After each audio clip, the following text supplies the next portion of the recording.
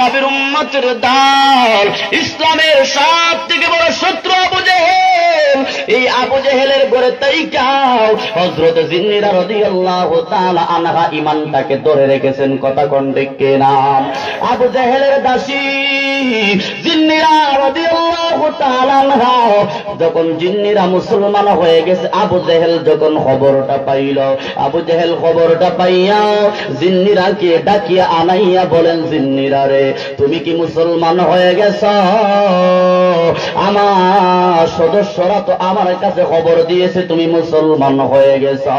ও জিন্নিরা, তোমাকে অফার দে, তুমি যদি ইসলাম ধর্মটা আবার ছেড়ে দাও রে জিন্নিরাও, তুমি যদি আবার আমার ধর্মে দীক্ষিত হয়ে যাও, তুমি যদি আমার ঘরে তাইকা আমার ধর্মের বিরোধিতা তুমি করতে চাও, তুমি যদি বিরোধিতা না করো, তাহলে তোমাকে অনেক অনেক উপহার দিব রে জিন্নিরা।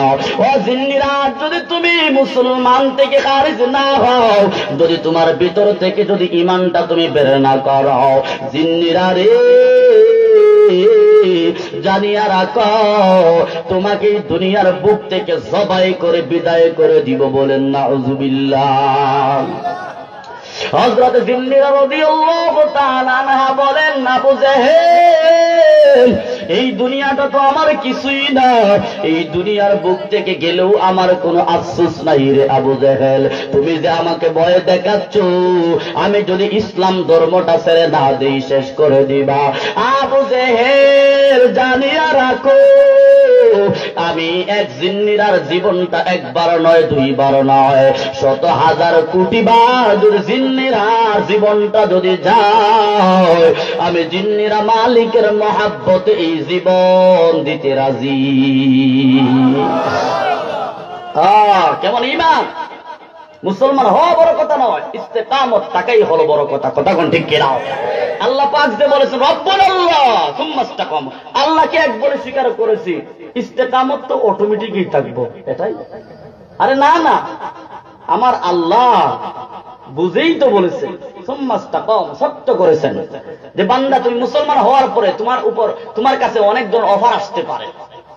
সুন্দরী নারী, সুন্দরী গাড়ি, সুন্দরী ক্ষেত ফসলাদি, তোমার কোটি কোটি টাকার অফার তোমাকে আসতেই পারে।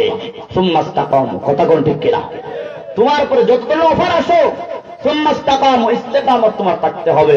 ইস্তেকামত যদি থাকতে পারো, তাহলেই তুমি খাঁটি মুসলমান। কথা কোন ঠিক কিনা?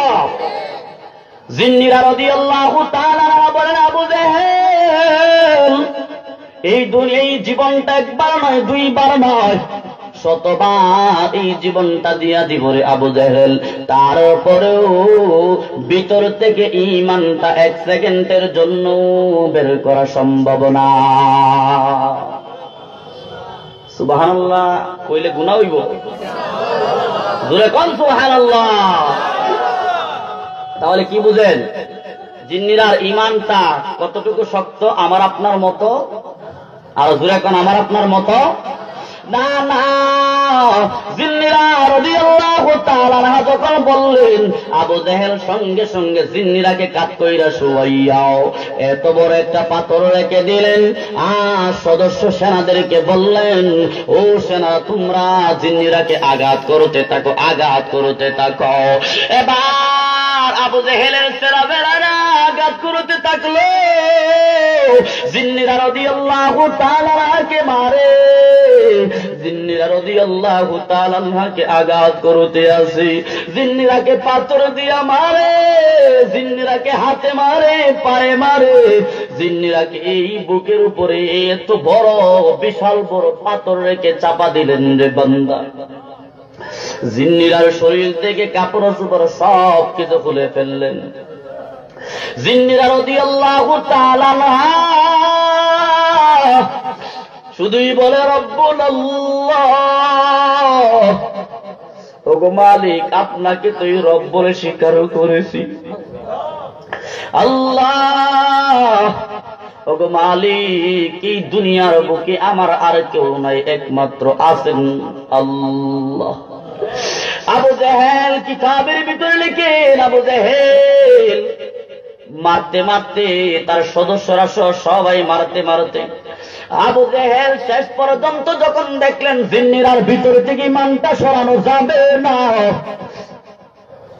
আবু জেহেল নিজেই তরবারি দ্বারা জিন্নিরার দুইটা চোখে পার মারলেন। নাউযুবিল্লাহ বলে। জিন্নিরা রাদিয়াল্লাহু তাআলা দুইটা চোখে পার মারার সঙ্গে সঙ্গে জিন্নিরা রাদিয়াল্লাহু তাআলা চক্ষু দুইটা বন্ধ হয়ে গেছে। ওরে ভাই একটু চিন্তা করুন, আমি আপনি আজ কোনদিন ঈমানের জন্য মারটা খাই নাই। জিন্নিরার দুইটা চক্ষু যখন অন্ধ করে দিলেন, জিন্নিরাকে বলেন, ও জিন্নিরা, তুমি যে আমাদের ধর্ম ছেড়ে দিয়াও ইসলাম ধর্ম কবুল করেছো, এজন্য আমাদের দেব দেবতা তোমার চক্ষু দুইটা অন্ধ করে দিছে। আরো জোরে কোন? আচ্ছা বলেন তো, দেব দেবতা এদের কোনো ক্ষমতা আছে? আরো জোরে কোন? আছে? মূর্তির কোনো ক্ষমতা আছে? এটা আপনার আমার হিন্দু ভাইদের কাছে থাকতে পারে, যেহেতু এটা তাদের ধর্ম, কথা কোন ঠিক কিনা? কিন্তু আমরা মুসলমান, আমাদের কাছে আছে? আমাদের কাছে আছে? তাদের কাছেও আমাদেরটা নাই। ও ভাই, একটু নিজেকে চিন্তা করুন যে সাহাবায়ে কেরামগণ, সাহাবী মহিলা, উনার ঈমানটা কত শক্ত ছিল। আল্লাহু আকবার বলে।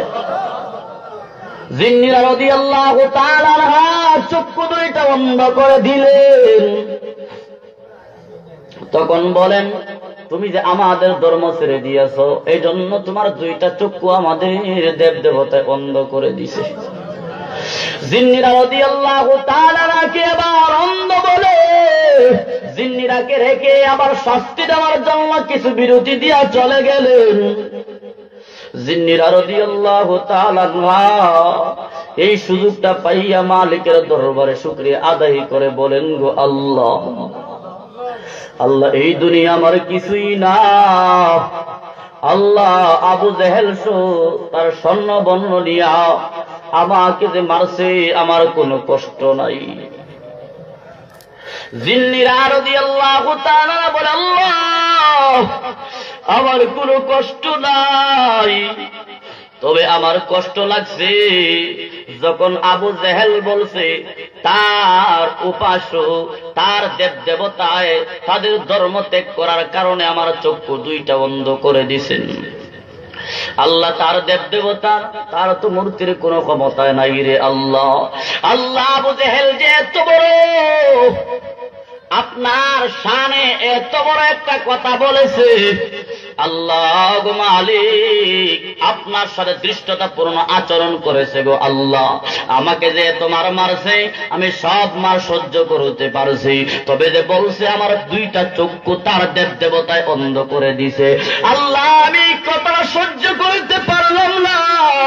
ও গো মালিক আপনি আবু জেহেলের কথার জবাব দেন। ও গো আল্লাহ, আল্লাহ ইসলাম ধর্মকে সমন্বিত করেন গো আল্লাহ।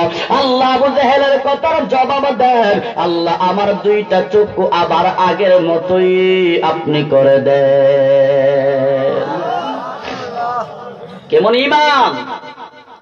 এ তোমার মারছে, তারপর ঈমানটাকে ছেড়ে দিছে। তাহলে আমি আপনি আজকে কেন ঘাবড়ে যাই?